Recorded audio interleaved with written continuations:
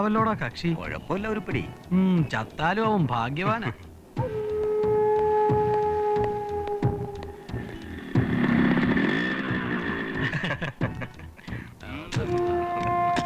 ഒരുത്തനെ കൊന്നേച്ചെന്നല്ലോ എന്നതാ പുഷ്പം പോലെ ഇറങ്ങി നടക്കാമല്ലോ. പോലീസും കോടതിയൊക്കെ വിലക്കെടുക്കാനുള്ള കാശ് കഴിയുണ്ടെങ്കിൽ അല്ലേടാ. അയ്യോ ഹലോ അങ്ങനെ പോയാലെങ്ങനെ നിങ്ങ ഞങ്ങളൊക്കെ ഒന്ന് പരിചയപ്പെടട്ടെ. കണ്ടോ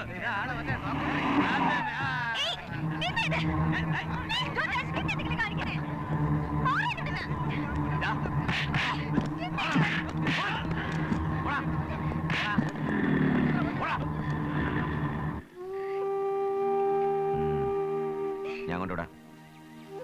പുറത്തിറങ്ങി നടക്കണം, ധൈര്യമായി പബ്ലിക്കിനെ ഫേസ് ചെയ്യണം എന്നൊക്കെ ഉപദേശിച്ച് ഞാൻ തന്നെ ഇങ്ങനൊരു സിറ്റുവേഷനിൽ വന്നു പെട്ടതോർത്ത് അപർണയ്ക്കിപ്പോ ഉള്ളിൽ ചിരിയായിരിക്കും അല്ലേ? ചിരിയൊക്കെ എന്നേ മറന്നു കഴിഞ്ഞു. കുത്തുവാക്കുകളും ആക്ഷേപങ്ങളും ഒക്കെ കേട്ട് മനസ്സിന് നല്ല ശീലമായി. അങ്ങനെയല്ല, ഇപ്പൊ ഇങ്ങനെ സംഭവിച്ചോന്ന് ശരി, എല്ലാം ഒരു സ്വപ്നമായിരുന്നു എന്ന് വിചാരിച്ചേക്കൂ. ഇവരുടെ മുന്നിൽ തന്നെ ജയിച്ച് കാണിക്കുമെന്ന ഒരു ചലഞ്ചിങ് സ്പിരിറ്റ് അതുണ്ടാവണം, അത്രേ ഉള്ളൂ. ജയിച്ചു കാണിക്കാനും തോൽപ്പിക്കാനും ഒന്നും ഞാനില്ല.